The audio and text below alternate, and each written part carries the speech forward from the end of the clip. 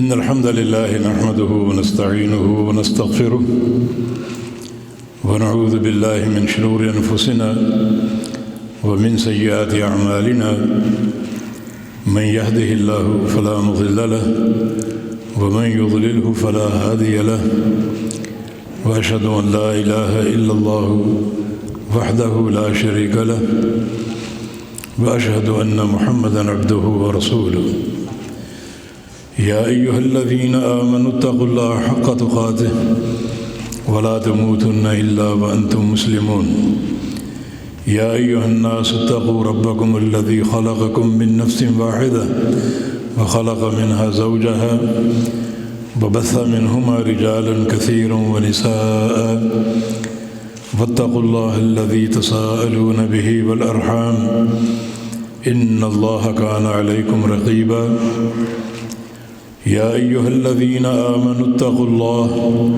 وقولوا قولا سديدا يصلح لكم أعمالكم ويغفر لكم ذنوبكم ومن يطع الله ورسوله فقد فاز فوزا عظيما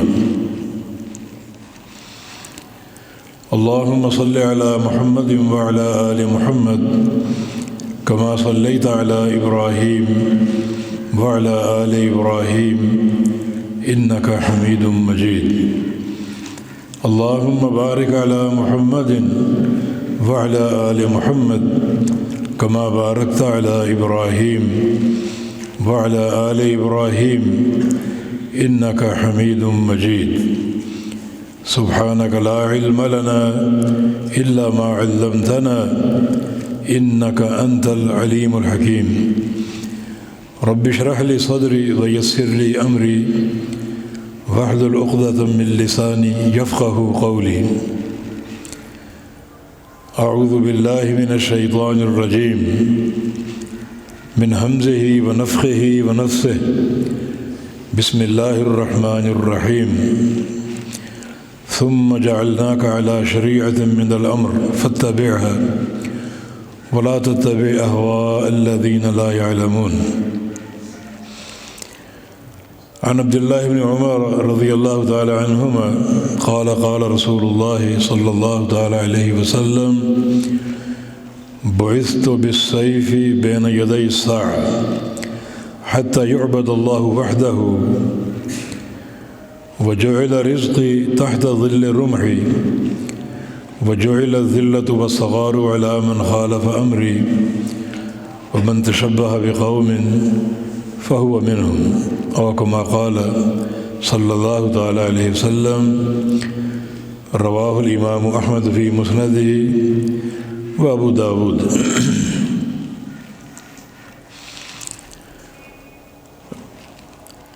اس نشست کے لیے عنوان آپ نے سن لیا ہے، انہیں ایک حدیث کی تشریح من تشبہ بقوم فہو منہم، کہ جو شخص کسی بھی قوم کا تشبہ اختیار کرے گا، اس کی مشابہت یا مماثلت اپنائے گا، وہ انہی میں سے ہوگا۔ اس حدیث کے بارے میں کچھ معروضات آج پیش ہوں گی۔ یہ حدیث بہت سے صحابہ سے مروی، عبداللہ بن عمر، حذیفہ بن یمان اور انس بن مالک رضی اللہ عنہ۔ اس کے علاوہ حسن بصری جو کبار تابعین میں سے ہیں، انہوں نے یہ حدیث مرسلاً روایت کی ہے، یعنی درمیان میں ایک واسطہ گرا ہوا ہے، محذوف ہے۔ اس کے علاوہ یہ حدیث امیر المومنین عمر بن خطاب رضی اللہ عنہ نے موقوفاً روایت کی ہے، یعنی مرفوعاً نہیں بلکہ اپنے قول کے طور پر یہ حدیث پیش کی ہے۔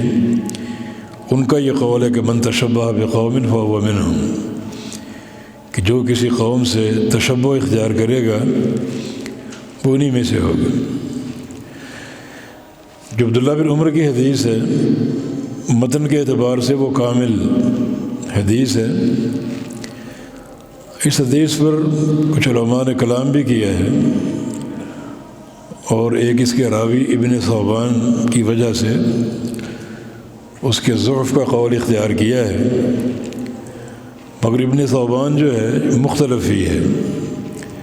کچھ محدثین نے اس کی توثیق کی ہے اور کچھ محدثین نے اس پر جرح کی ہے، مگر اس کی مطابقت موجود ہے امام اوزاعی کی طرف سے، تو اس مطابقت کی بنا پر یہ حدیث قابل قبول اور قابل عمل۔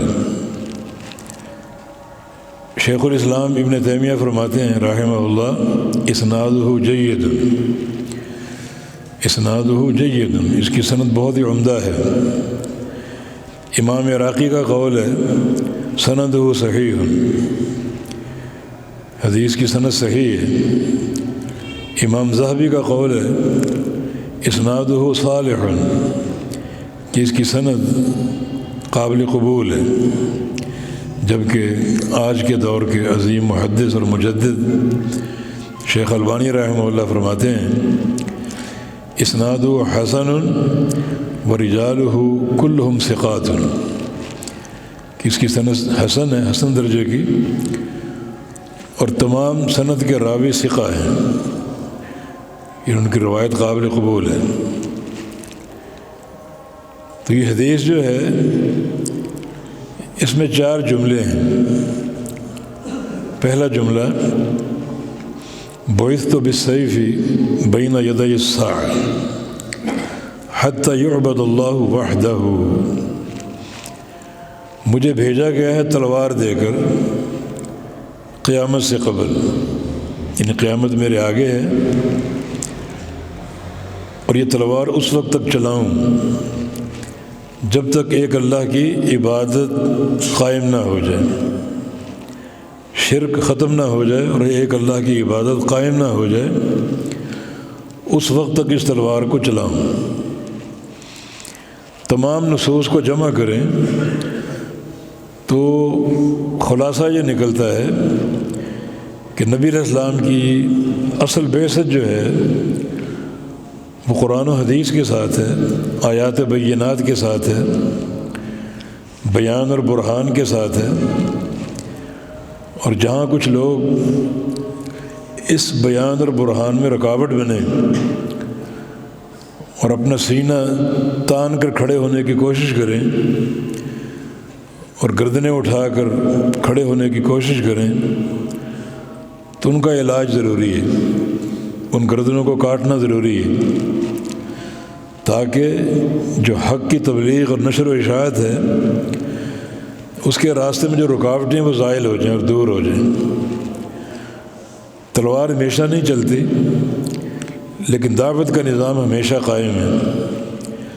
تلوار آج چل رہی اور کل موقوف ہوگی، مگر چلے گی قیامت تک۔ الجہاد ماض الی یوم القیامہ، جہاد قیامت تک جاری ہے، قیامت تک چلتی رہے گی، لیکن کبھی چلے گی اور کبھی نہیں چلے گی، مگر یہ تعلیم اور یہ دعوت اور بیان و برہان کا معاملہ یہ ہمیشہ جاری ہے، ہر روز یہ چلے گا اور قائم ہوگا، اور زیادہ مفید بھی یہی ہے۔ دعوت زیادہ مفید ہے بنسبت جہاد کے،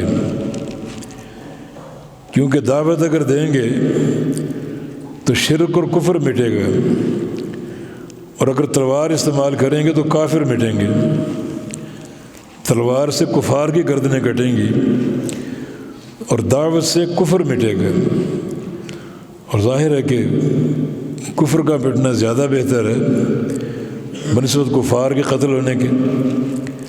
اور نبی علیہ السلام کی حدیث بھی ہے اسلام رجل واحد خیر لی من قتل 1000 کافر، میری تلوار سے 1000 کفار کا قتل ہو اس سے بہتر یہ ہے کہ میری دعوت سے ایک بندہ مسلمان ہو جائے۔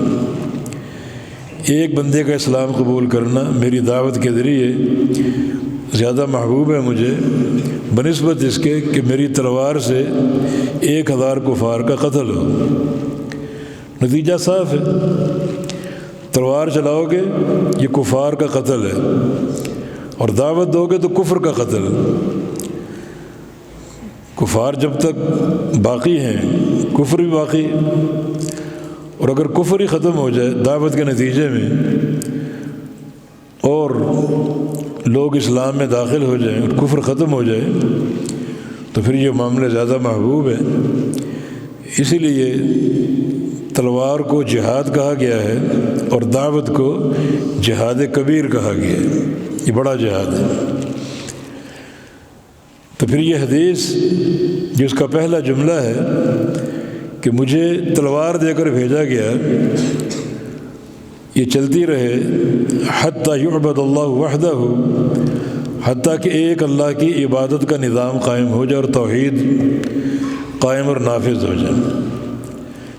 جب تک فتنہ باقی ہے شرک اور کفر کا، اس وقت تک یہ تلوار چلے۔ لیکن تلوار چلانے کے کچھ اسباب اور مقتضیات ہیں، اور وہ ہے کفار کا تمرد، ان کی سرکشی، ان کا حق کے راستے میں حائل ہونا۔ تو پھر ایسے لوگ جوتے کے قابل ہیں، اگر ان پر دعوت اثر انداز نہیں ہو رہی تو ان کو جوتے مارے جائیں اور تلوار سے گردنیں کاٹی جائیں، جب تک ایک اللہ کی عبادت کا نظام قائم نہ ہو جائے۔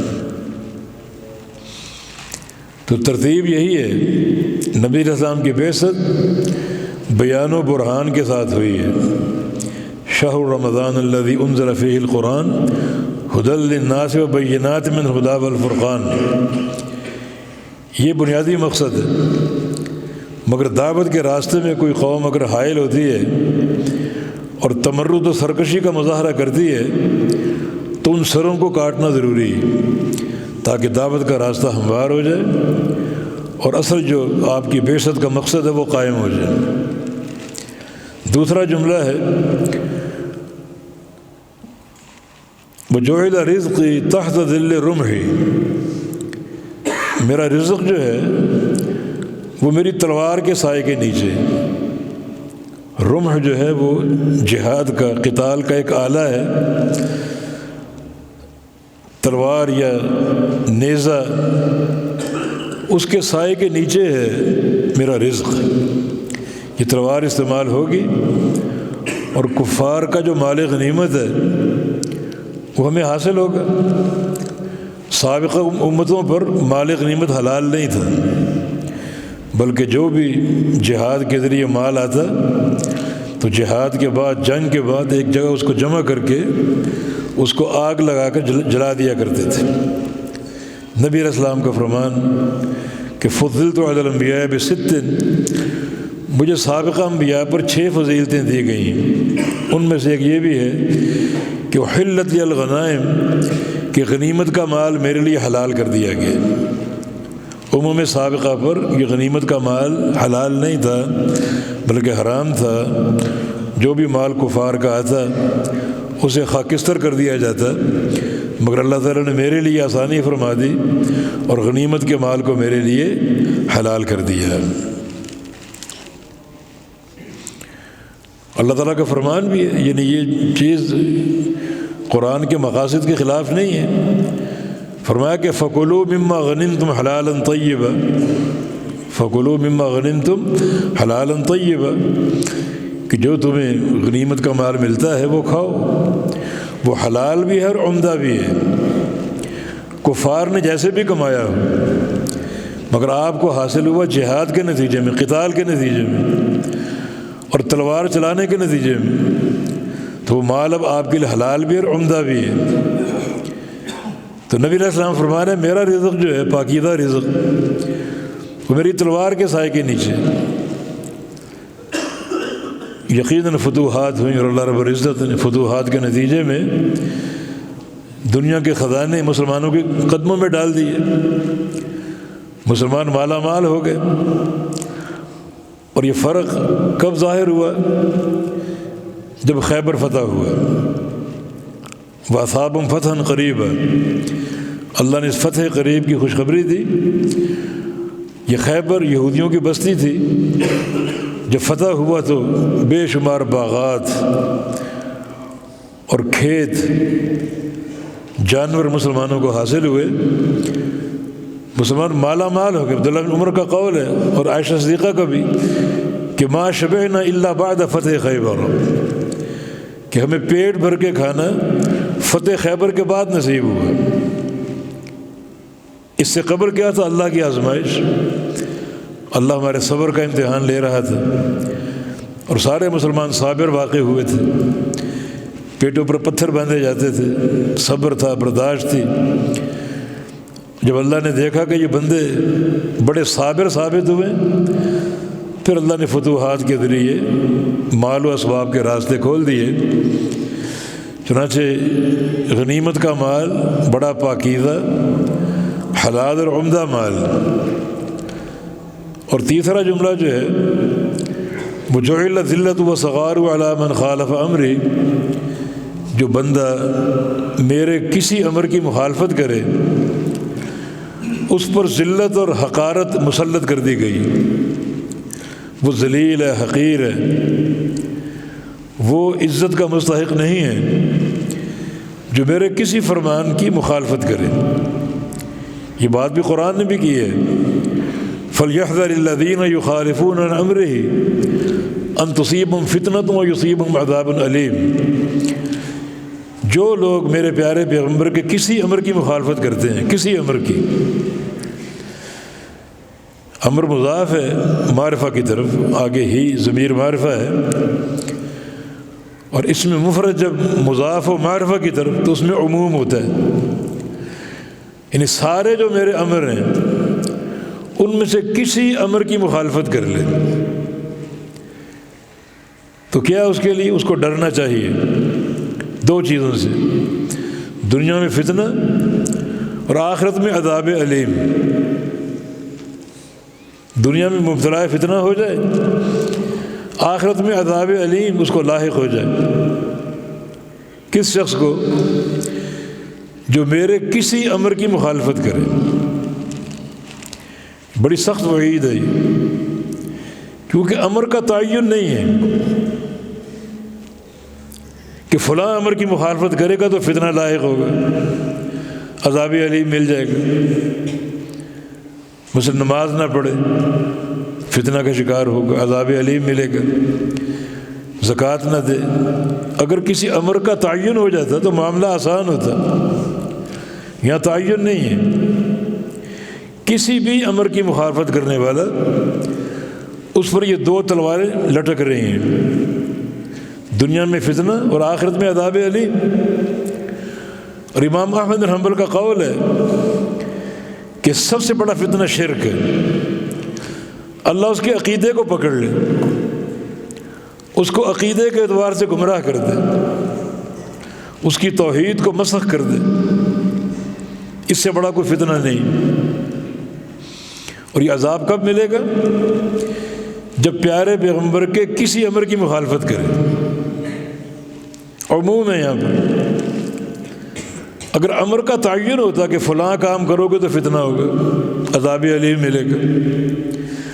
اب آپ کے جتنے بھی امر ہیں، کیونکہ عموم ہے، صیغہ مفرد جو ہے وہ معرفہ کی طرف مضاف ہے، عموم مراد ہے، تو کسی بھی امر کی، وہ چھوٹا ہو بڑا ہو، انسان اگر مخالفت کا مرتکب ہوا، دنیا کا فتنہ اور آخرت کا عذاب علیم۔ اور اگر فتنہ لاحق نہیں ہو رہا تو اللہ کی ڈھیل ہے اور بڑا عذاب ہے، یعنی فتنے کی وعید موجود ہے۔ فتنہ اگر نہیں لاحق ہو رہا تو اللہ تعالیٰ ڈھیل دے رہے، نوَلِّهِ مَا تَوَلَّىٰ وَنُصْلِهِ جَهَنَّمَ وَسَاءَتْ مَصِيرًا۔ جس راہ کو تم نے اختیار کیا چھوڑ دیں گے، اور جاؤ آگے، اور آگے بڑھو، پھر پکڑیں گے تو جہنم ٹھکانہ ہوگا، عذاب علیم کا نشانہ بن جاؤ گے۔ تو یہ تیسرا جملہ وَجُعِلَ الذِّلَّةُ وَالصَّغَارُ عَلَىٰ مَنْ خَالَفَ أَمْرِي، جو میرے کسی بھی امر کی مخالفت کرے اس پر ہمیشہ کی ذلت، پھٹکار، رسوائی، حقارت مسلط ہے۔ امیر عمر فرمایا کرتے تھے رضی اللہ عنہ، نحن قوم اعزنا اللہ بالاسلام، نحن قوم اعزنا اللہ بالاسلام، ہم وہ قوم ہیں جن کی عزت دین اسلام میں، نبی کی غلامی میں، نبی کی اطاعت میں، اللہ کی وحی کو اپنانے میں ہم وہ قوم ہیں۔ اور اگر یہ عزت ہم نے غیر اسلام میں تلاش کی کہ جناب یورپ کا سورج بڑا طلوع ہے تیزی کے ساتھ، بڑا روشن ہے، ان کو اپنا لے، ان کی پیروی کر لے، ان کی تقلید کر لے، اگر ہم نے یہ عزت اور عزت کی راہیں غیر اسلام میں ڈھونڈی تو اذلنا اللہ، اللہ ہم کو ذلیل کر دے گا۔ ہماری عزت کا محور دین اسلام ہے، عزت کی اساس دین اسلام، اور اگر ہم نے غیر اسلام میں، غیر دین میں عزت کو تلاش کیا تو اللہ ہم کو ذلیل کر دے گا۔ یہ حدیث بھی یہی بات کہہ رہی ہے کہ جو بندہ میرے کسی امر کی مخالفت کرے گا اس پر ہمیشہ کی ذلت مسلط ہے، پھٹکار اور لعنت اور حقارت اس پر قائم ہے۔ اور حدیث کا آخری جملہ جو آج کی گفتگو کا موضوع ہے، فَمَن تَشَبَّهَ بِقَوْمٍ فَهُوَ مِنْهُمْ، کہ جو بندہ کسی بھی قوم کی مشابہت اختیار کر لے وہ انہی میں سے۔ مشابہت کی دو صورتیں ہیں، ایک ہے مشابہت فی الخیر اور ایک ہے مشابہت فی الشر۔ کسی قوم کی مشابہت اپنائے خیر میں، نیک لوگ ہیں، صالحین ہیں، یا کوئی منہجی انسان ہے، کوئی محدث ہے، کوئی فقیہ ہے، صاحب علم ہے، اس کا تشبہ اختیار کرے، عمل میں یکسانیت پیدا کرنے کی کوشش کرے، انہی میں سے اس کا شمار ان محدثین میں ہوگا، علماء میں ہوگا، ان صالحین میں ہوگا۔ جس کی ایک واضح دلیل صحیح بخاری کی حدیث ہے، اس شخص کا ذکر جس نے 99 قتل کر رکھے تھے اور اس کو توبہ کا خیال آ گیا، حل لی من توبہ، حل لی من توبہ، کہا کہ ہاں وہ فلاں جگہ، فلاں کٹیا میں ایک راہب ہے، ناف کے برابر اس کی داڑھی ہے، اچھی شکل ہے اس کی، وہاں چلے جاؤ۔ اب داڑھی کا بڑا ہونا تو علمیت کی دلیل نہیں، گو اللہ کے نبی کی سنت ہے، بڑی ہونی چاہیے، یہ کاٹنا واٹنا شریعت سے ثابت نہیں ہے۔ چلا گیا اور کہا کہ میں نے 99 قتل کیے، حل لی من توبہ، توبہ ہے؟ اس نے کہا تیرے لیے توبہ کہاں ہے، تو نے تو بڑا بھیانک ظلم کر رکھا ہے، بربریت کا تو نے مظاہرہ کیا، 99 قتل، تیرے لیے توبہ نہیں۔ تو اس نے اسے بھی قتل کر دیا کہ میری سینچری پوری ہو جائے، اسے بھی قتل کر دیا۔ پھر باہر نکلا توبہ کی طرف لاچار، حل لی من توبہ، حل لی من توبہ۔ اب کی بار ایک عالم ربانی کا راستہ بتایا گیا، فلاں مقام پر ایک عالم ہے، ایک حبر موجود ہے، وہ تمہارے سوال کا جواب دے گا۔ چلا گیا، حل لی من توبہ، من یحول بینک وبین توبتک، تمہارے اور تمہاری توبہ کے درمیان کوئی چیز حائل نہیں ہو سکتی۔ 100 قتل کیے، اللہ پر یہ بھاری ان کو معاف کرنا؟ اللہ پر گراں ہے کیا؟ اللہ کے سامنے ہر چیز چھوٹی، اللہ کے نام کے آگے ہر شے چھوٹی۔ تمہارے لیے توبہ ہے؟ مشورہ ایک دیتا ہوں، فلاں بستی میں چلے جو صالحین کی بستی ہے، وہ یہ ہے تشبہ بالصالحین، وہاں قیام کر لو، اس ماحول سے نکلو کہ تمہاری بربریت کا ماحول ہے، اور سامنے بستی ایک وہاں چلے جاؤ، وہاں صالحین آباد ہیں، عباد عباد ہیں، آباد ہیں، علماء وہاں رہتے ہیں، وہاں جاؤ، وہاں جا کے سیکھو، جو اس قوم کا زہد اور تقویٰ ہے اس کو اپناؤ، ان کا تشبہ اختیار کرو، ویسا بن جاؤ۔ یہ ہے تشبہ فی الخیر، کہ وہ صالحین کی بستی ہے، تو اس نے توبہ کے لیے اس راستے کو چن لیا، چلا گیا، روانہ ہو گیا۔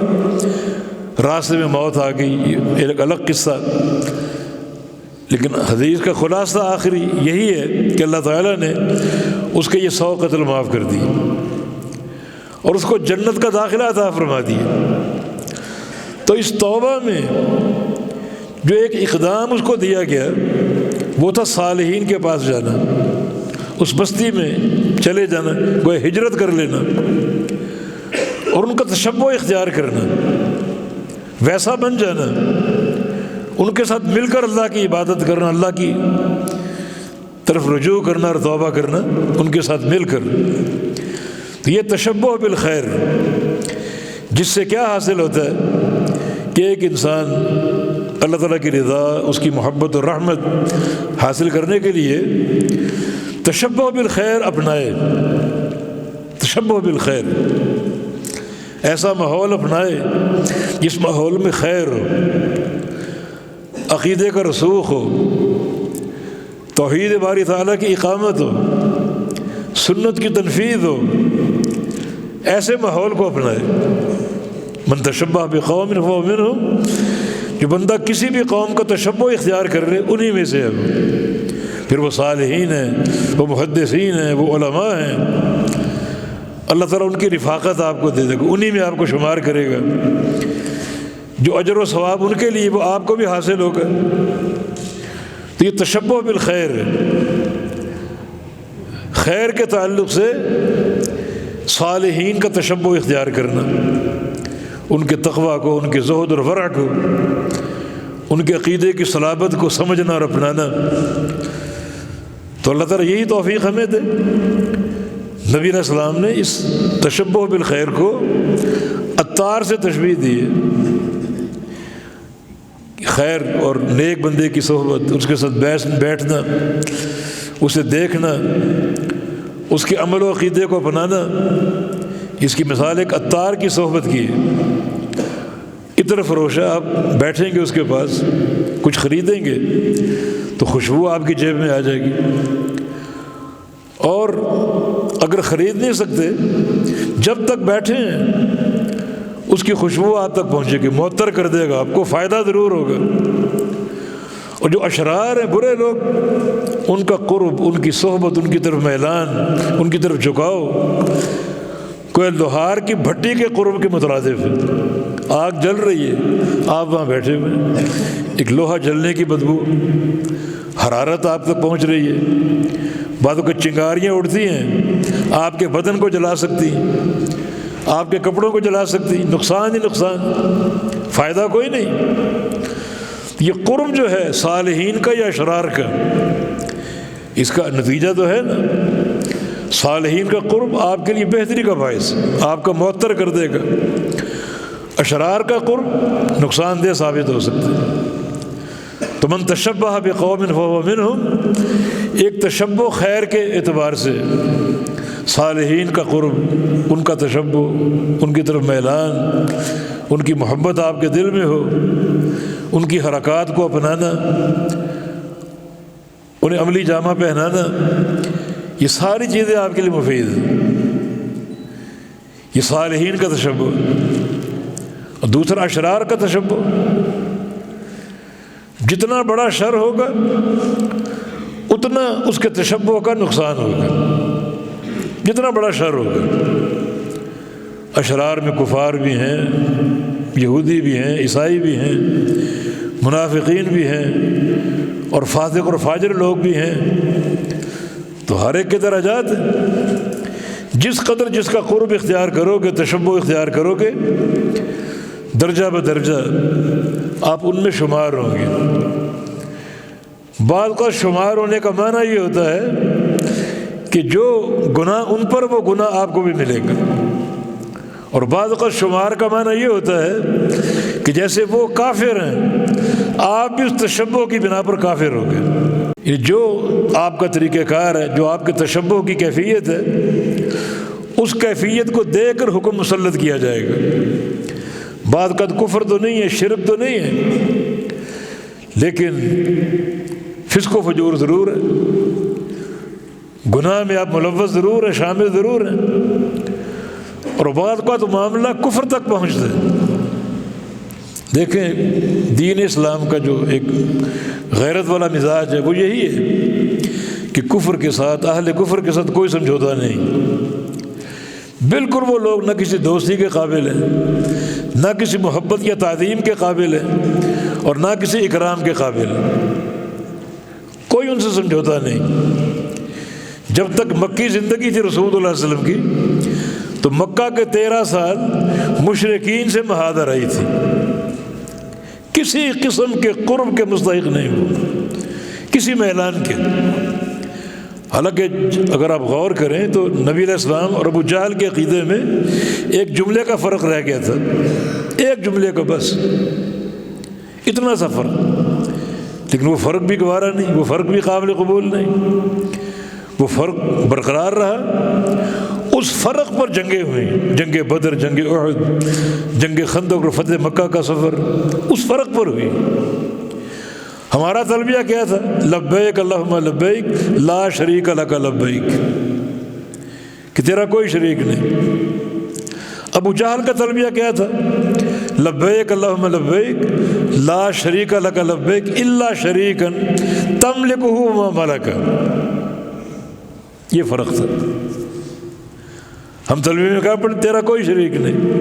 ابو جہل کیا پڑھ رہا ہے؟ تیرا کوئی شریک نہیں سوائے فلاں شریک کے، سوائے فلاں شریک کے، بس یہ ایک فرق ہے۔ مگر وہ شریک کیسا ہے؟ تملکہ وما ملک۔ طلبہ بیٹھے، اس جملے کے 2 معنی، یہ ما موصولہ بھی ہو سکتا ہے، نافیہ بھی ہو سکتا ہے۔ اگر ما موصولہ ہو تو الذی کے معنی میں تملکہ والذی ملک، کہ تو اس کا مالک ہے اور جس چیز کا وہ مالک اس کا بھی تو مالک ہے۔ اے اللہ، ما موصولہ، تملکہ تو اس کا مالک ہے، والذی ملکہ اور جس چیز کا وہ مالک ہے اس کا بھی تو ہی مالک ہے، تیری عطا سے ہو۔ اور ما نافی بھی ہو سکتا ہے، تملکہ تو اس کا مالک ہے، ما ملک وہ مالک نہیں ہے، تو مالک ہے، اختیار تیرے پاس ہے۔ یہ ایک لفظی فرق بس، کہ فلاں تیرا شریک ہے، وہ شریک بھی ایسا ہے کہ تو مالک ہے، وہ مالک نہیں ہے، تو اس کا پوری طرح مالک اور مختار اور متصرف ہے، اتنا سا فرق ہے۔ لیکن کوئی میلان، کوئی جھکاؤ قابل قبول نہیں، کوئی جھکاؤ قابل قبول نہیں۔ لولا ان ثبتناک لقد کدت ترکن الیہم شیئا قلیلا، اگر آپ کے دل کو ہم ثابت نہ رکھتے تو آپ ان کی طرف تھوڑے سے مائل ہو جاتے، جھک جاتے۔ پھر ہم کیا کرتے؟ اذا لذقناک ضیف الحیات وضیف الممات، پھر ہم آپ کو دنیا کا عذاب بھی ڈبل دیتے، آخرت کا عذاب بھی ڈبل دیتے۔ دیکھیں معاملہ کتنا سنگین ہے، کفار کا تشبہ، کفار کی طرف میلان۔ جب معاملہ انتہائی سنگین ہوتا ہے تو اللہ تعالیٰ تنبیہ کا آغاز اپنے نبی سے کرتے ہیں۔ دیکھیں شرک کا معاملہ کتنا سنگین، اللہ کیا فرما رہا ہے؟ وَلَقَدْ أُوحِيَ إِلَيْكَ وَإِلَى الَّذِينَ مِن قَبْلِكَ لَئِنْ أَشْرَكْتَ لَيَحْبَطَنَّ عَمَلُكَ۔ اے محمد صلی اللہ علیہ وسلم، آپ کو بتا رہے ہیں، اور آپ سے قبل ہر نبی کو بتا چکے ہیں، انبیاء کی جماعت، اگر تم نے بھی شرک کر لیا تمہارے سارے اعمال برباد کر دوں۔ سمجھایا ہمیں جا رہا ہے۔ شرک میں اتنی نحوست ہے، اتنی غلاظت ہے کہ اللہ نبیوں کو تنبیہ کر رہا ہے کہ تم نے بھی شرک کر لیا تمہارے سارے اعمال برباد کر دوں گا۔ نبی شرک نہیں کر سکتے، تنبیہ ہمیں دی جا رہی۔ جب انبیاء سے یہ خطاب ہو سکتا ہے، تم کس بات کی مولی ہو؟ اس طرح بدعت سنگین جرم ہے۔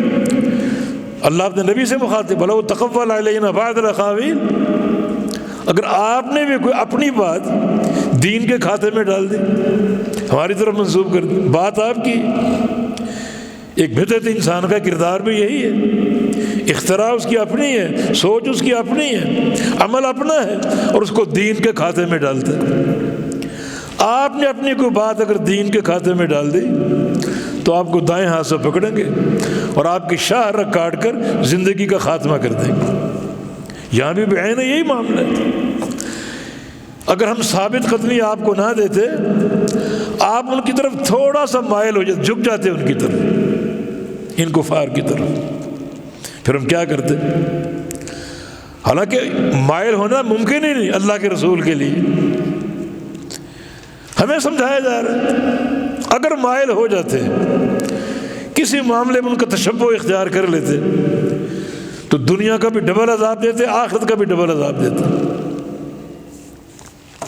اور پھر اللہ رب العزت نے ثم جعلناک علی شریعت من الامر، ہم نے آپ کو شریعت دی ہے، اتنا واضح دین دیا جو ہم نے بنایا ہے، کتنی بڑی نعمت ہے۔ فتبع، اس کی اتباع کرو، اسے چمٹ جاؤ۔ یہ غیرت کا تقاضا بھی ہے، اخلاص کا تقاضا بھی ہے۔ ہم نے شریعت آپ کو دی، ہم نے دین آپ کو دیا۔ وَلَا تَتَّبِعْ أَهْوَاءَ الَّذِينَ لَا يَعْلَمُونَ، اور جو یہ کفار ہیں، مشرکین ہیں، یہود و نصارہ ہیں، ان میں سے کسی کی خواہش کی پیروی نہیں کرنی، کسی کا طریقہ نہیں اپنانا، کسی کا تشبہ نہیں کرنا۔ اگر ایسا کر لیا، ان وعید کتنی شدید ہے۔ وَلَئِنِ اتَّبَعْتَ أَهْوَاءَ من بعد ما جاءك من العلم، ولئن اتبعت أهواءهم من بعد ما جاءك من العلم، علم آ جانے کے بعد، شریعت مل جانے کے بعد اگر آپ نے ان کی خواہشات کی پیروی کر لی، ان کی حرکات و سکنات کا تشبہ اختیار کر لیا، پھر کیا ہوگا؟ فرمایا کہ انک اذا لمن الظالمین، آپ ظالموں میں سے ہوں گے۔ ظالموں میں سے ہونے کا معنی کیا ہے؟ ہم آپ سے نبوت کا شرف چھین لیں گے اور آپ کو ظالموں میں شامل کر دیں گے۔ کتنی شدید وعید ہے۔ ان دونوں آیتوں کو جمع کریں، خلاصہ کیا نکلتا ہے؟ ہم نے آپ کو شریعت دی، اسی کی اتباع کرنی، اور جو یہ بے علم لوگ ہیں، یہ کافر ہیں، منافق ہیں، مشرک ہیں، یہود و نصارہ ہیں، مجوس ہیں، ان میں سے کسی کی اتباع نہیں کرنی، نہ کسی کے طریقہ کار کو اپنانا ہے۔ اور اگر اپنا لیا، اتباع کر لی، تو آپ ظالموں میں سے ہوں گے، پھر نبوت آپ سے چھین لیں گے، پھر نبی بننے کے اہل ہی نہیں آپ۔ سمجھایا ہمیں جا رہا ہے کہ یہ تشبہ کس قدر خطرناک ہے۔ اتنا یہ بنیادی اور اہم مسئلہ ہے۔ سورہ فاتحہ ام الکتاب ہے، اور اللہ رب العزت نے سورہ فاتحہ میں جس کو بار بار پڑھنے کا حکم، لا صلاۃ الا بفاتحۃ الکتاب، سورہ فاتحہ کے بغیر نماز نہیں ہوتی، وہ فرض ہو، نفل ہو، عید کی نماز ہو، جنازے کی نماز ہو، کوئی نماز ہو، رات کی، دن کی، جس نماز میں سورہ فاتحہ نہیں پڑھو گے وہ نماز نہیں ہوگی۔ اس کے مضامین بڑے اہم ہیں، ان مضامین پر روزانہ غور کرو۔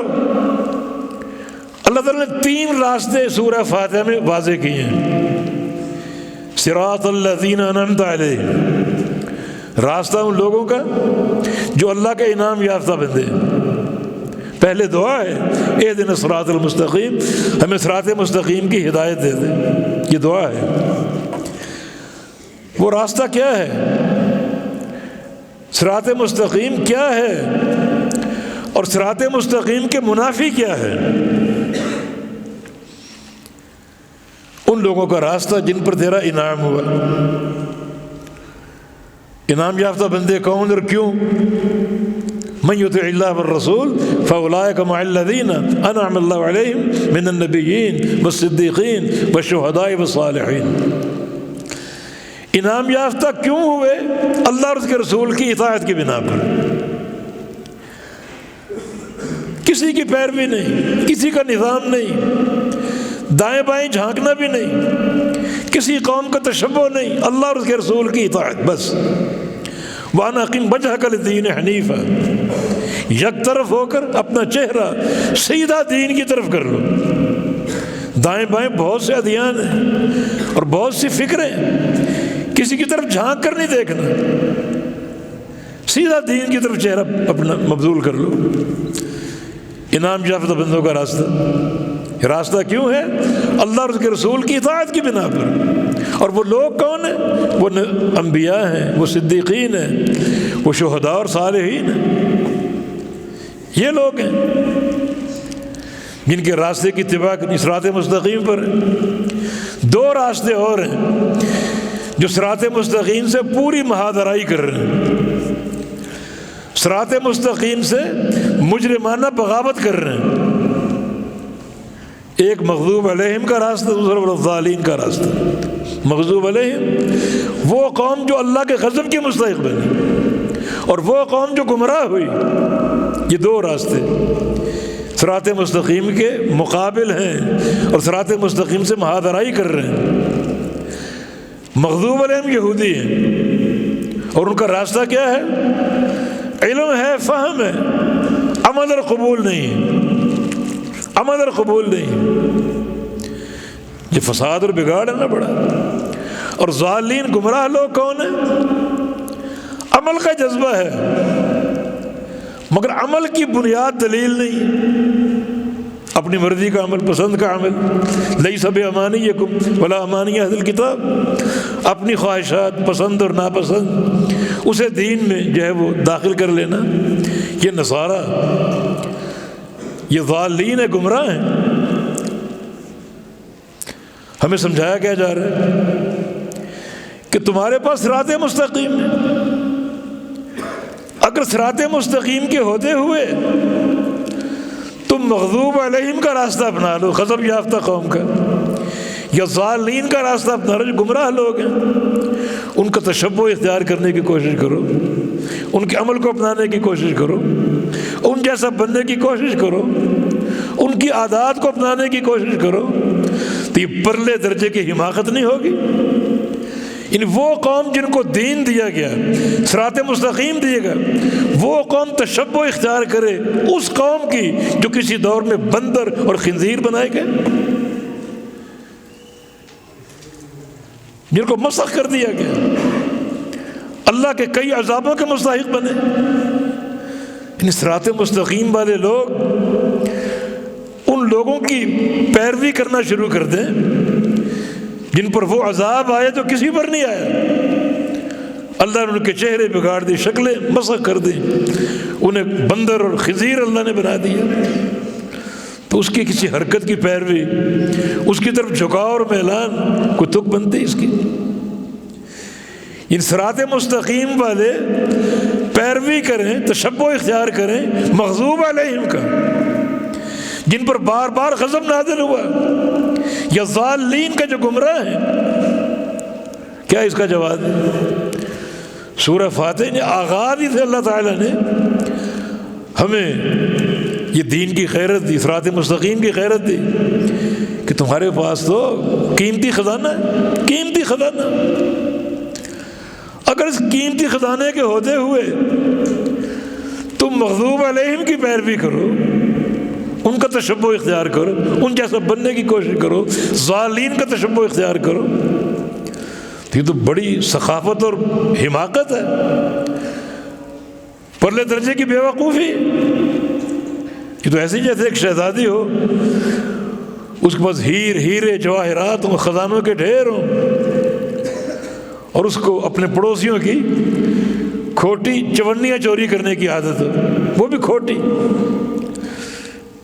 اس کو بے وقوف نہیں کہو گے؟ تمہارا دامن لدا پھدا ہے ہیرو جواہرات کے ساتھ، اور تم کھوٹے سکے چراتی ہو۔ کھوٹ ہی کھوٹ ہے، یہود میں، نصارہ میں، یورپ میں، مغرب میں کھوٹ ہی کھوٹ ہے۔ گندی ان کی تہذیب ہے، گندی ان کی ثقافت ہے، گند غلاظت ہی غلاظت بھری ہوئی ہے۔ اور آپ کے پاس طہارت، تزکیہ، اللہ کا نور، کتاب و سنت، اور تم اس سب کے ہوتے ہوئے ان کی پیروی کی کوشش کرو، ان کی تعریفیں کرو، ان کی تعریفوں کے نغمے گاؤ۔ تمہاری غیرت کہاں گئی؟ عزت نفس کہاں گئی؟ دیکھیں، ایک عقیدہ ہے الولا والبرا، اس کا گہرا تعلق ہے اس تشبہ کے ساتھ۔ الولا والبرا کا معنی کیا ہے؟ محبت کے قابل کون ہے اور ناراضگی کے قابل کون ہے؟ عقیدہ ہے نا یہ. اسلام قبول کرنے کے بعد ضروری کہ آپ اپنے تعلقات کو پرکھیں.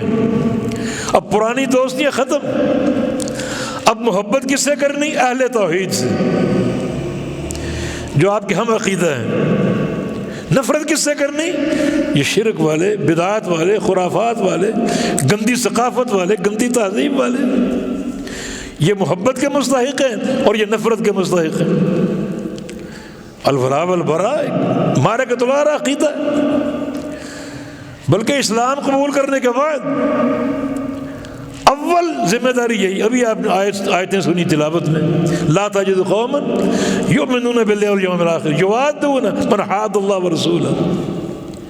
اس زمین پر آپ کو ایسی قوم نہیں ملے گی جو اللہ کو مانتی ہو اور قیامت کے دن کو مانتی ہو اور وہ محبت کرے ان لوگوں سے جو اللہ اور اس کے رسول کے دشمن ہیں. ان سے محبت کرے. دیکھیں محبت کے بہت سے مظاہر ہیں. ان مظاہر میں ایک مظہر تشبہ ہے، ان کی نقالی. یہ محبت کی دلیل. محبت یہ بھی ہے کہ آپ ان کی تعریفیں کریں. محبت یہ بھی ہے کہ آپ جا کے ان سے ملیں اور جھک جائیں، ان کے بوٹ صاف کرنے کی کوشش کریں، اس پر فخر کریں. محبت یہ بھی ہے کہ آپ ان کا تشبہ اختیار کر لیں، ان کی نقالی اختیار کر لیں. اگر ایسی قوم ہے اللہ کو مانتی ہے، روز آخرت کو مانتی ہے، مگر اللہ اور اس کے رسول کے دشمنوں سے محبت کرتی ہے، ان کا تشبہ اختیار کرتی ہے، اس زمین کی پشت پر ایسی قوم نہیں ہے. اگر ایمان ہے تو محبت نہیں ہوگی اور تشبہ نہیں ہوگا. اگر ایمان تشبہ ہے اور محبت ہے تو ایمان میں کہیں نہ کہیں جھول ہے. دو متضاد چیزیں. ایمان اگر مضبوط ہے تشبہ نہیں ہوگا، محبت نہیں ہوگی. اور اگر ایمان تشبہ موجود ہے، محبت موجود ہے تو ایمان میں کمی اور جھول ہے کہیں نہ کہیں. پھر اپنے ایمان کا محاسبہ کرو، رجوع کرو اپنی طرف، سوچو اور غور کرو کہاں کمی ہے، کہاں ایمان میں جھول ہے. تو تشبہ کا معاملہ اس دلیل سے معلوم ہوا، اس کے تانے بانے عقیدے سے ملتے ہیں. الولاء والبراء معرکۃ العراء عقیدہ. اسلام قبول کرنے کے بعد آپ نے دیکھنا ہے کہ آپ کی پرانی دوستی کس سے تھی اور نئی دوستی کس سے قائم کرنی. پرانی دوستیاں ختم، نئی دوستی کس سے؟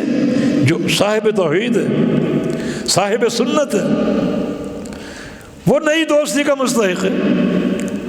اور اگر آپ نے اسلام بھی قبول کر لیا، دائرہ اسلام میں داخل بھی ہیں، نمازیں بھی چل رہی ہیں، حج بھی کرتے ہو اور صدقات بھی دیتے ہو، اور ان یہود و نصارہ کا تشبہ بھی ہے جو اظہار محبت ہے، محبت کی علامت ہے، تو پھر یہ جو ایمانی دعویٰ اور عمل ایک ایسا تضاد ہے جو اللہ کے ہاں قابل قبول نہیں ہے.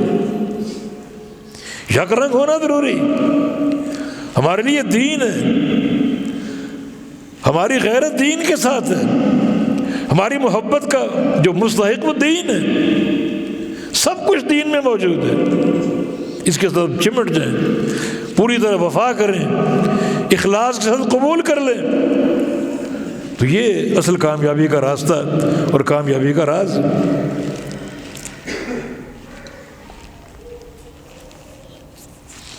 من تشبہ بقوم فہو منہم. اس جملے کو علماء نے تحصیل کا درجہ دیا. تحصیل کا، نبی علیہ السلام سے صادر ہونے والے بعض جملے ایسے ہیں، ایک ہی جملہ پورا دین ہے. ایک ہی جملہ، ایک ہی جملہ اپنے معنی پر پورا اور مکمل ہے. جیسے انما الاعمال بالنیات، یہ جملہ تحصیل ہے، ایک اصل دے دیا آپ کو. سارے اعمال، اب تفصیل کی ضرورت نہیں. عمل چھوٹا ہو بڑا ہو، عقیدے کا ہو، عمل کا ہو، زبان کا ذکر ہو، رات کا ہو، دن کا ہو، سب کی صحت جو ہے وہ نیت پر قائم. کوئی ایسا عمل نہیں جو نیت کے بغیر قابل قبول ہو جائے. ایک تحصیل کا درجہ ہے. صحیح مسلم کی حدیث ہے، من عمل عملا لیس علیہ امرنا فہو رد۔ یہ تاصیل ہے، جو بندہ کوئی عمل کر لے اس عمل پر میرا ٹھپا نہیں ہے، اس کو مذاق نہ لو، بھئی جو مرضی عمل کر لو، بس طلب اچھی ہونی چاہیے، سننے سے ثابت نہیں ہے تو کیا ہوا، عمل تو اچھا ہے نا۔ یہ کون سا دین اور کون سا عقیدہ ہے؟ یہ تاصیل بیان ہو رہی ہے۔ کوئی بندہ ایسا عمل کرے جس پہ میرا ٹھپا نہیں ہے، وہ مردود ہے، عمل کرنے والا بھی مردود ہے اور عمل بھی مردود ہے۔ یہ حدیث قاعدہ کلیہ، یہ تاصیل اور تاسیس کا درجہ ہے۔ من قاتل لتکون کلمۃ اللہ العلیٰ فہو فی سبیل اللہ، جو بندہ میدان جہاد میں جائے قتال کرے کس لیے؟ اللہ کا دین غالب آ جائے، اللہ کی توحید غالب آ جائے، بس وہ فی سبیل اللہ۔ بس جہاد کرنے والوں کی بہت سی نیتیں ہیں، کسی کو اپنی شجاعت کی دھوم مچانا مقصود ہے، کسی کو مال مقصود ہے، کسی کو واہ واہ مقصود ہے، کسی کو تعریفیں مقصود ہے، کوئی فی سبیل اللہ نہیں۔ کوئی غیرت قومی لیے جا رہا ہے، کوئی حمیت قومی لیے جا رہا ہے، نہیں، فی سبیل اللہ نہیں۔ فی سبیل اللہ ایک ہی مجاہد ہے، لتکون کلمۃ اللہ العلیٰ، تاکہ اللہ کا دین اور اس کی توحید غالب آ جائے، سربلند ہو جائے، بس وہ اللہ کی راہ میں۔ یہ حدیث تاصیل ہے، یہ حدیث بھی تاصیل ہے، من تشبہ بقوم فہو منہم۔ جو بندہ جس قوم سے تشبہ اختیار کرے، وہ اخیار ہوں یا اشرار ہوں، وہ صالحین ہوں یا مفسدین ہوں، مسلمان ہوں یا کافر ہوں، جس قوم سے تشبہ اختیار کرے گا انہی میں سے۔ تو اللہ کے بندو، اس تشبہ کے اعتبار سے اپنے عمل کا جائزہ لو، اپنے عقیدوں کا جائزہ لو، اس تشبہ کے اعتبار سے۔ ہم نے غیر المغضوب علیہم ولا الضالین، یہودی اور عیسائی، بڑا ایک تاریخی قول سفیان بن عیینہ رحمہ اللہ کا، سفیان ابن عیینہ رحمہ اللہ فرماتے ہیں، من فسد من علمائنا، من فسد من علمائنا ففیہ شبہ من الیہود، ومن فسد من عبادنا ففیہ شبہ من النصارى۔ اگر کوئی عالم بگڑ جائے اس میں تشبہ ہے یہودیوں کا، وہ عالم تھے لیکن سارے بگڑے ہوئے، قبول نہیں تھا، عمل نہیں تھا۔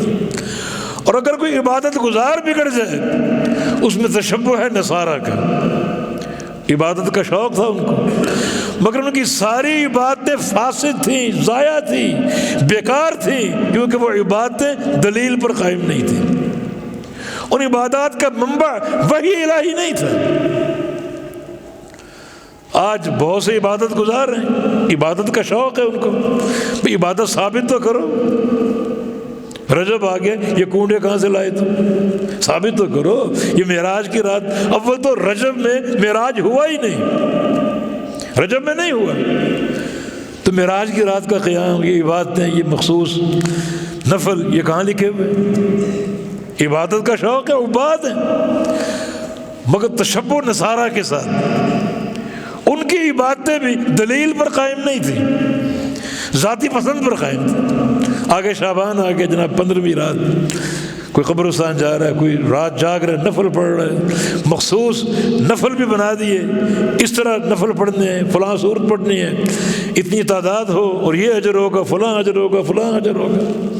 ایک ثواب یہ بیان ہوا، اور حدیث موضوع ہے کہ اللہ تعالیٰ ایک پرندہ پیدا کر دے گا، اس پرندے کی 100 زبانیں ہوں گی، جب 100 منہ ہوں گے، ہر منہ میں 100 زبانیں ہوں گی، ہر زبان بیک وقت 100 دفعہ اللہ کی تسبیح کرے گی، اور ساری تسبیح کا ثواب اسے ملے گا جو 15ویں شعبان کو جاگ کر عبادت کر رہا ہے۔ من گھڑت جھوٹ۔ تو پھر اگر عابد بگڑ جائے اس میں نصارہ کا تشبہ ہے۔ عابد کا بگاڑ کیا ہے؟ عبادت تو ہے مگر عبادت کی اساس دلیل نہیں، اللہ کی وحی نہیں، ذاتی پسند اور ناپسند ہے۔ اور کوئی عالم بگڑ جائے، ایک عالم کا بگاڑ کیا ہے؟ جانتا بوجھتا سب کچھ عمل نہیں ہے، قبول نہیں ہے، کبر ہے، حسد ہے، بغض ہے، یہ ساری بیماریاں یہودیوں کے اندر تھی۔ دین نے ہمیں ہر شعبے میں خود کفیل کیا ہے۔ اس دین میں عقیدہ موجود ہے، عمل موجود ہے، فضائل موجود ہیں، رغائب موجود ہیں، خوشی غمی کے معاملات موجود ہیں، تجارت کے معاملات موجود ہیں۔ کسی شے میں اغیار کا تشبہ قابل قبول نہیں، کسی شے میں۔ عقیدے کا باب لے لو، نبی علیہ السلام جب آپ کی وفات ہونے لگی تو آپ کی زبان پر ایک بد دعا تھی، ایک دعا بھی تھی، ایک بد دعا بھی تھی۔ بد دعا کیا تھی؟ قاتل اللہ الیہود والنصارى اتخذوا قبور انبیاء مساجد۔ اللہ تعالیٰ یہودیوں کو اور عیسائیوں کو برباد کر دے، ہلاک کر دے، جنہوں نے نبیوں کی قبروں پر سجدہ گاہ بنا لی، قبروں پر عمارتیں بنا لی، قبے بنا لیے۔ اعتقادی مسئلہ ہے، دین نے روکا اس سے۔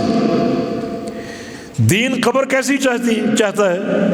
بالکل سادہ، مٹی کی ہو، مٹی کے ساتھ اس میں کوئی چیز نہ ہو، کوئی سنگ مرمر یا کوئی سیمنٹ کچھ نہ ہو، پختہ نہ ہو، قبر اونچی نہ ہو، قبر سطح زمین کے برابر ہو، ایک آدھ بالش تو اوپر ہو، قبر پر چراغاں نہ ہو، قبر پر کچھ لکھا نہ جائے۔ یہ سب دین کی ہدایات ہیں۔ اللہ ان کو برباد کر دے، انہوں نے نبیوں کی قبروں پر عمارتیں بنا لی۔ اعتقادی مسئلہ، آج اس عقیدے کی لوگوں نے دھجیاں پہ گھیر دی۔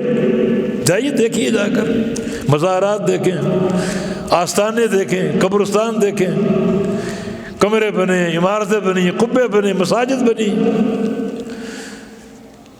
یعنی یہود و نصارہ کا تشبہ، اور تشبہ بھی وہ جو حدود کفر میں جا رہا ہے۔ میں نے عرض کیا تھا جیسا تشبہ ہوگا ویسا حکم ہوگا۔ بعض تشبہ ایسے ہیں وہ حکم شرک اور کفر کا، اور دین اسلام کی غیرت دیکھو، عقیدے کے تعلق سے یہ ہدایت ہمیں دی ہے، اس پر قائم رہنا ہماری ذمہ داری، عقیدہ مجروح نہ ہو۔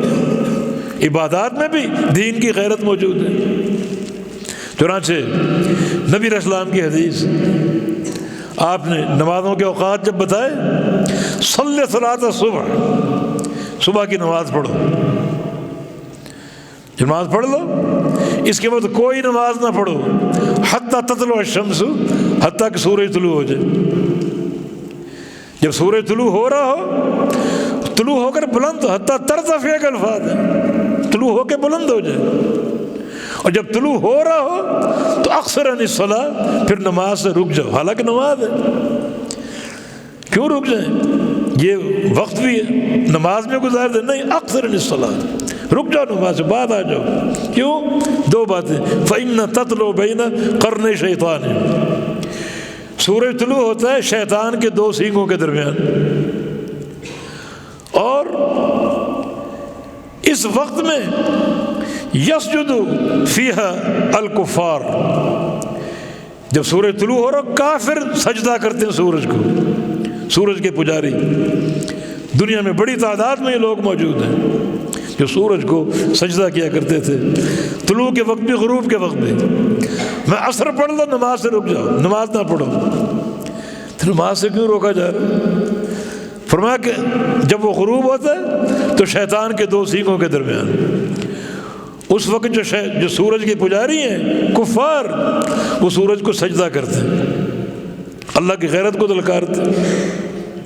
تبھی تو جب کل قیامت قائم ہوگی، جو قیامت کے بہت سے امور ہیں، ان میں ایک امر جو پہلا ذکر کیا گیا، بسم اللہ الرحمن الرحیم، اذا الشمس کوورت، جب سورج کو لپیٹ کر آگ میں ڈال دیا جائے گا، جہنم میں ڈال دیا جائے گا۔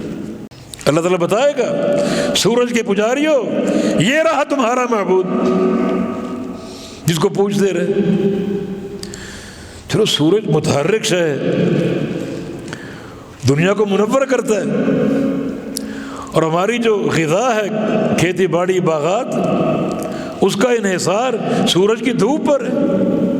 سورج کی دھوپ اگر نہ پڑے فصل پیدا نہیں ہوتی۔ سورج کے فوائد ہیں۔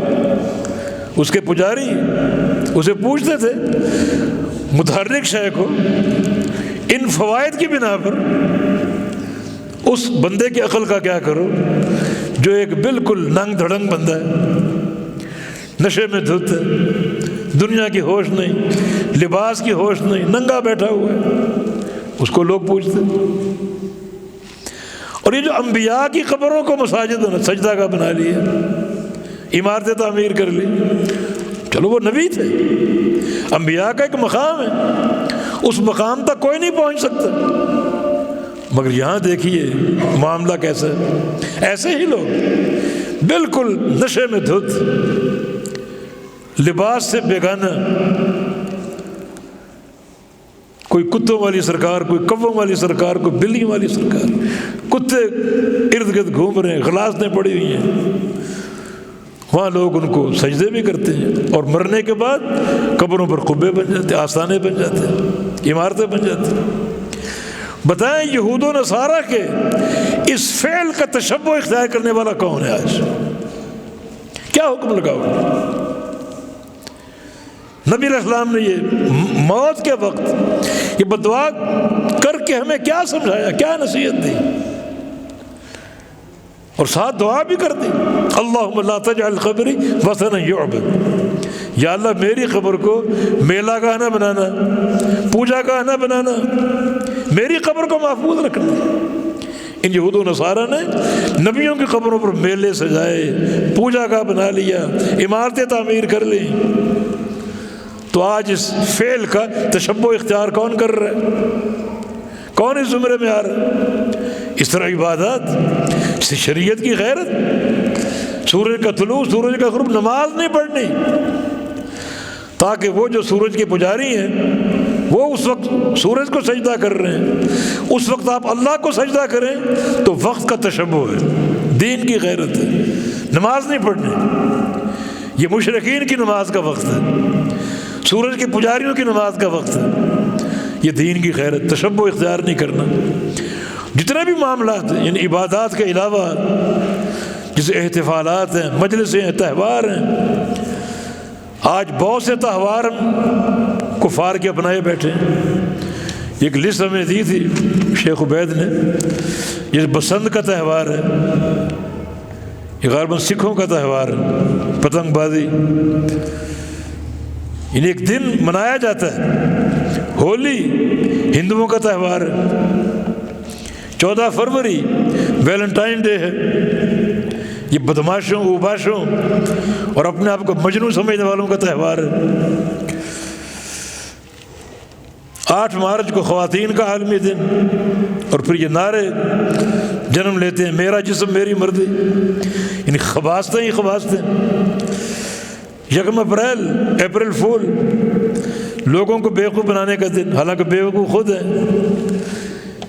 یعنی جس بیوقوف بنا رہے ہو وہ معاملہ ہی غلط ہے، تو بیوقوف کون ہوا؟ جس کو بنا رہے ہو وہ یا تم خود؟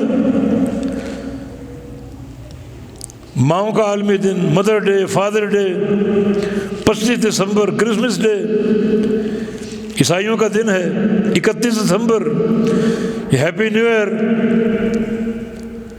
ہم جنس پرستی، سالگرہ، جناب کیک کاٹو، سالگرہ مناؤ، یہ ساری چیزیں کس کی ہیں؟ یہ مغرب سے، یورپ سے آئی ہیں، ہم ان کی نقالی کر رہے ہیں۔ دیکھیں نبی علیہ السلام کی زندگی میں کیا تھا۔ انس فرماتے ہیں قدمت المدینہ، میں مدینہ آیا، وَلِأَهْلِ الْمَدِينَةِ يَوْمَانِ يَلْعَبُونَ فِيهِمَا، مدینہ والوں کے 2 دن تھے تہوار کے، ان دنوں وہ خوب کھیلتے، مزے کرتے اور تماشے کرتے۔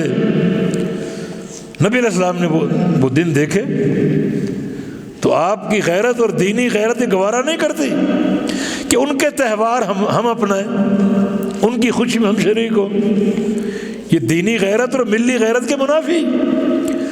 فرمایا کہ ان اللہ قد ابدى لكم بهما خيرا منهما، اللہ تعالیٰ نے تمہیں ان 2 دنوں کے بدلے ان سے بہتر 2 دن دے دیے۔ ہمیں 2 تہوار اللہ نے دے دیے، اور وہ دو تہوار ان کے تہواروں سے کہیں بہتر ہیں۔ وہ کون سے تہوار؟ ایک عید الفطر، دوسرا عید النحر، قربانی کی عید، ان سے بہتر۔ اب دیکھو ہمارے تہواروں کی بنیاد کیا ہوتی؟ خالی مٹر کشتی نہیں ہوتی، موج میلے نہیں ہوتے۔ عید الفطر خوشی مناؤ، ٹھیک ہے مناؤ، ہمارا عید کا دن ہے، مگر خوشی کی اساس کیا ہے؟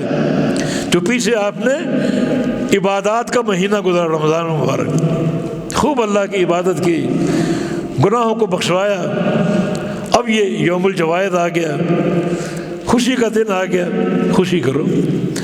خوشی کے پیچھے عبادت ہے، گناہوں کی بخشش ہے۔ عید الاضحیٰ ہے، اس کے پیچھے عبادت ہے، گناہوں کی بخشش ہے۔ یوم النحر 10 ذو الحج ہے، اس سے قبل 9 ذو الحج۔ 9 ذو الحج میں حاجی عرفات کے میدان میں ہوتے ہیں اور باقی غیر حاجی اپنے اپنے گھروں میں ہوتے ہیں۔ اللہ نے کیا دیا؟ حجاج کے گناہ معاف کر دی۔ اللہ تعالیٰ اہل موقف کے، اہل عرفہ کے اتنا قریب آتا ہے، اتنا قریب کبھی کسی کے نہیں ہوا۔ سب سے زیادہ اللہ کا قرب بندوں کو عرفہ والے دن ملتا ہے، اور اللہ فرشتوں کو گواہ بنا کر تمام اہل عرفہ کو معاف کر دیتا ہے۔ بخشش ہو گئی، اگلا دن ہمارا خوشی کا دن ہے، کھاؤ پیو، عید ہے ہماری، اس عید کے پیچھے عبادت ہے۔ اچھا جو یہ تو حاجی ہوئے، جو غیر حاجی ہیں ان کو روزہ دے دیا، یوم عرفہ کا روزہ، صیام یوم عرفہ، احتسب علی اللہ ان یکفر السنۃ الماضیہ والسنۃ الآتیہ، ایک روزہ 2 سال کے گناہوں کا کفارہ ہے۔ اس کے پیچھے کیا عبادت ہے، مغفرت الذنوب ہے۔ یہ نہیں کہ جو یورپ کے تہوار ہیں بس خالی تہوار ہی تہوار ہیں، بس موج میلوں کا نام ہے، مستیوں کا نام ہے، عبادت کا کوئی تصور ہی نہیں۔ پیٹ ہمارا بھی ہے، پیٹ ان کا بھی ہے، ان کے ہمارے پیٹ میں فرق کیا ہے؟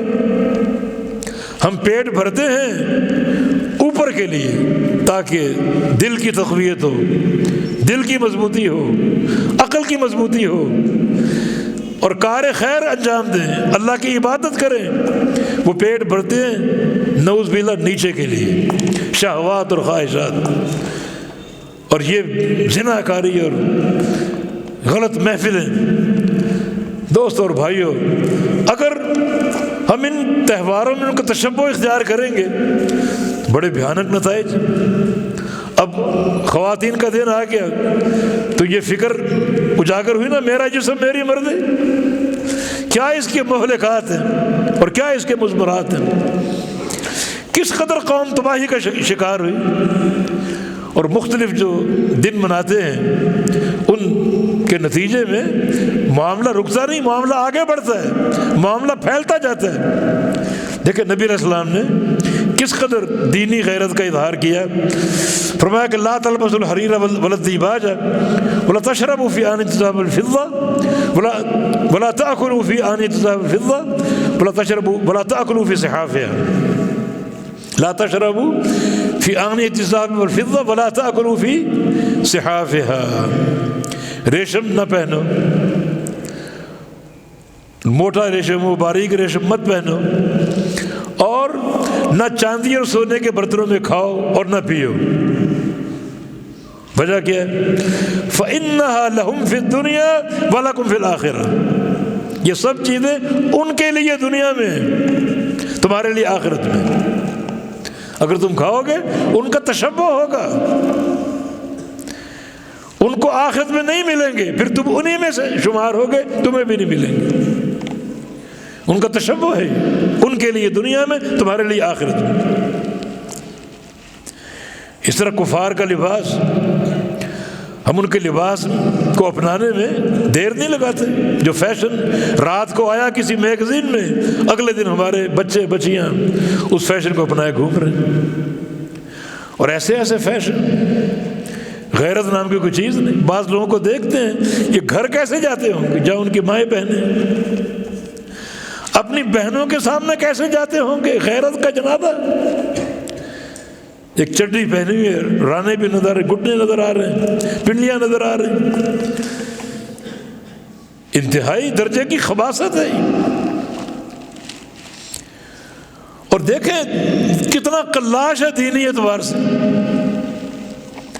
اللہ کے نبی فرما گئے کہ اپنے کپڑے کو ٹخنے سے اوپر رکھو، چاہے ایک پورے کے برابر کیوں نہ ہو۔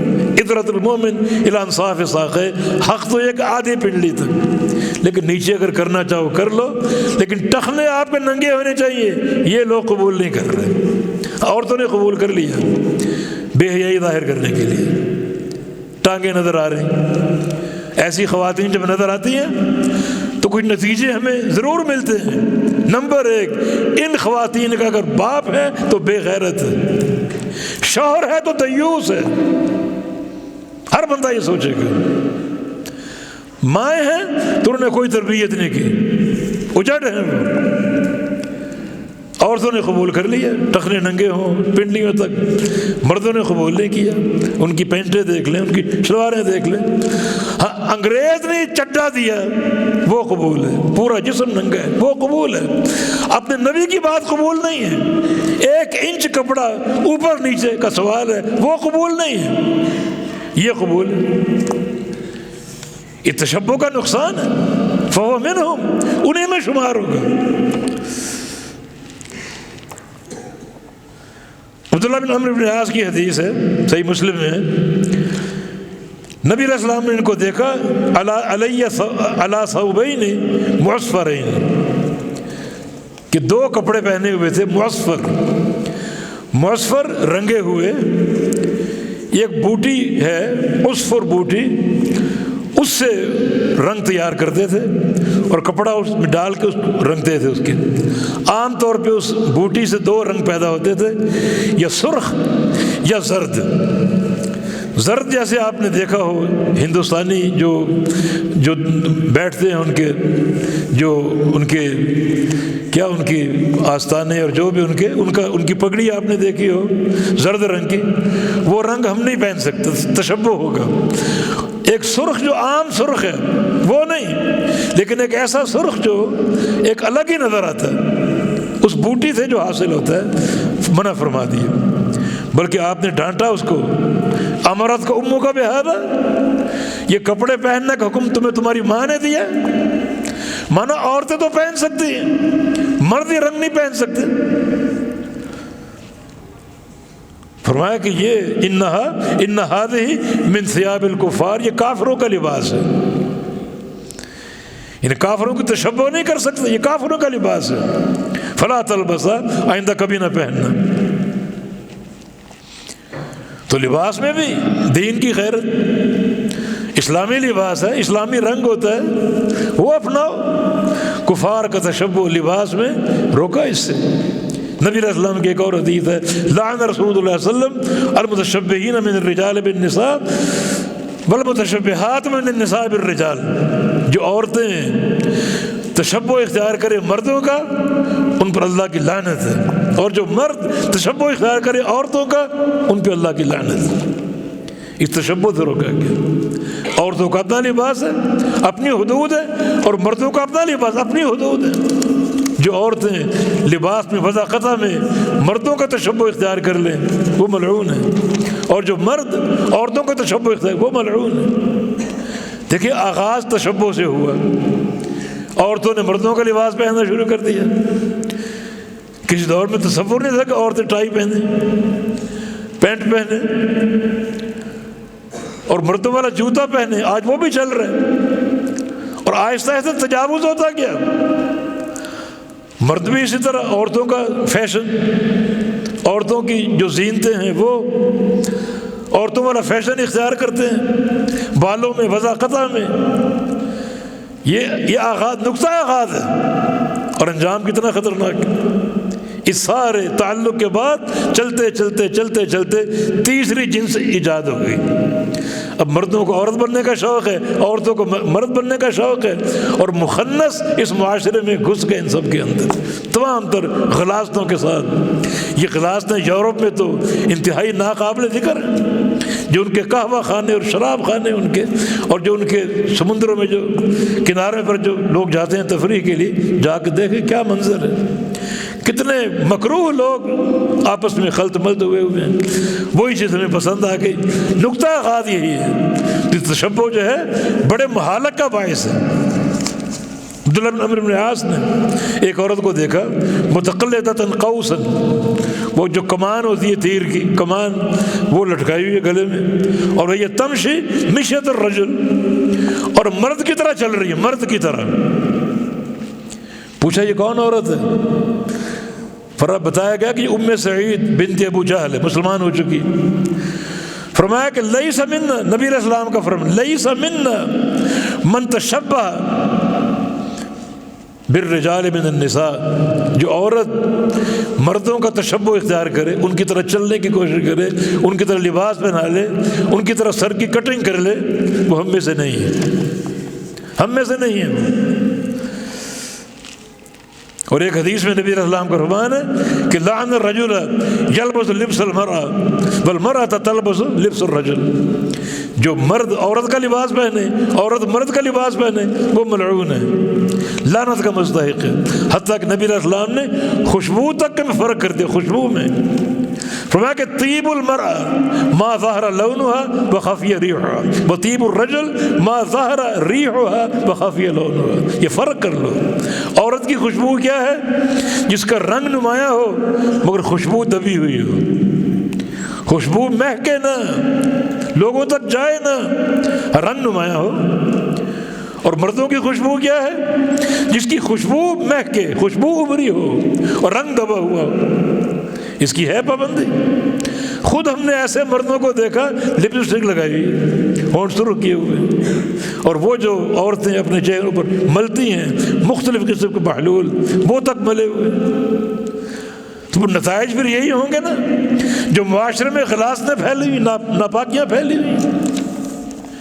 موضوع بہت طویل ہے لیکن ہم خلاصہ یہ کرتے ہیں، الولاء والبراء کا تقاضا یہ ہے اللہ کے لیے محبت، اللہ کے لیے نفرت ہو، اور تشبہ جو ہے الولاء والبراء میں کا ایک حصہ باقاعدہ، جس کا تشبہ اختیار کرو گے آپ کو ان سے محبت ہے۔ جو محبت ہو گئی المرء مع من احب، تو قیامت کے دن انسان اسی کے ساتھ ہوگا جس سے دنیا میں محبت کرے گا۔ ہمارے پاس غیرت ہے، نبی علیہ السلام کی اطاعت ہے، نبی علیہ السلام کی محبت ہے۔ ایک سائل پیغمبر علیہ السلام کے پاس آیا، متی الساعة، قیامت کب آئے گی؟ ما اعددت لها، تم نے تیاری کیا کی؟ کا تیاری تو کچھ نہیں کر سکا، کوئی زیادہ نمازیں نہیں پڑھ سکا، نفل روزے نہیں رکھ سکا، لیکن احب اللہ و رسول، اللہ اور اس کے رسول سے محبت بہت ہے۔ فرمایا انت مع من احببت، جس سے تم نے محبت کی انہی کا ساتھ تمہیں نصیب ہوگا۔ تشبہ علامت محبت ہے، محبت کرو گے تو ان کی رفاقت ملے گی۔ یہ محبت اگر صالحین کی ہو، نبی کی ہو، صحابہ کی ہو، ان کی رفاقت ملے گی۔ انس فرماتے ہیں جب میں نے یہ حدیث سنی دل خوشی سے باغ باغ ہو گیا، میں نے چیخ کر کہا کہ مجھے محبت ہے اللہ کے رسول سے، ابو بکر صدیق سے، عمر بن خطاب سے، انہی کے ساتھ قیامت کے دن حشر ہوگا۔ اور یہ محبت اور تعلق و تشبہ اشرار کے ساتھ ہوگا، ان کے فیشن اپناؤ گے، ان کے ڈیزائن اپناؤ گے، مذاقتہ میں ان کا تشبہ اختیار کرو گے، اور ان کے تہوار مناؤ گے، اس میں شامل ہو جاؤ گے، ان کے لباس میں تشبہ اختیار کرو گے، تو یہ ان کی محبت کی علامت ہے، قیامت کے دن انہی کے ساتھ ہوگی۔ کچھ اور بھی تشبہ بڑے مذموم قسم کے ہیں، ہمارے پاس دیندار لوگ اہل بدعت کا تشبہ اختیار کرتے ہیں، ان کی طرف بولنے کی کوشش کرتے ہیں، ان کے لہجے کی نقالی کی کوشش کرتے ہیں، اہل بدعت کی۔ اور جو بدعی جماعتیں ہیں ان جماعتوں کا باقاعدہ نام اختیار کر کے جماعتیں بناتے ہیں۔ تبلیغ تو انبیاء کا ورثہ ہے، انبیاء کا منہج موجود نہیں، تو پھر ان کی اصطلاحات استعمال کرنا، ان کی جماعت کا نام رکھنا، اور ان کی جو ادائیں ہیں وہ اختیار کرنا، ان کی حرکات کو اپنانا، تشبہ اختیار کرنا، یہ بدعت کے ساتھ جو ہے نا، یہ غیرت کا سلوک نہیں ہے۔ بدعت کا معاملہ ایسا ہی ہے، یہ جرم ہے، اللہ رسول سے بغاوت اور عداوت ہے۔ اور کسی بدعتی سے اگر قرب اختیار کرو گے، ان کا تشبہ اختیار کرو گے، ان سے محبت کرو گے، یہ ایک تفصیلی موضوع ہے۔ تو ہے انتہائی معیوب یہ امر ہے۔ ہم دیندار، کتاب و سنت کی دولت ہمارے پاس، انبیاء کا منہج ہمارے پاس، العلماء ورثۃ الانبیاء، علماء انبیاء کے وارث ہیں، اہل بدعت کے وارث نہیں ہیں۔ سب کچھ ہمارے پاس ایک غیرت کی حد تک موجود ہے، اس کو اپنایا جائے، اس کی اطاعت کی جائے، اس کو قبول کیا جائے۔ برکت عمل کی اللہ کے ہاتھ میں ہے، ہمارا کام منہج سے وفا ہے، اللہ کا کام عمل میں برکت دینا ہے۔ اگر ہم اپنے ہاتھ میں لے لو، فلاں کام کر لو، فلاں کام کر لو، برکت ہوگی، دعوت کامیاب ہو جائے گی، نہیں، بھول ہے آپ کی۔ دعوت کی کامیابی اللہ کے امر سے، تمہارے ہاتھ میں نہیں ہے۔ اللہ کا امر کس کو ملتا ہے؟ جو اللہ کے رسول کا فرمانبردار ہو۔ بالتوفیق بید اللہ تعالی اقول قولی ھذا واستغفر اللہ لی ولکم وآخر دعوانا ان الحمد للہ رب العالمین۔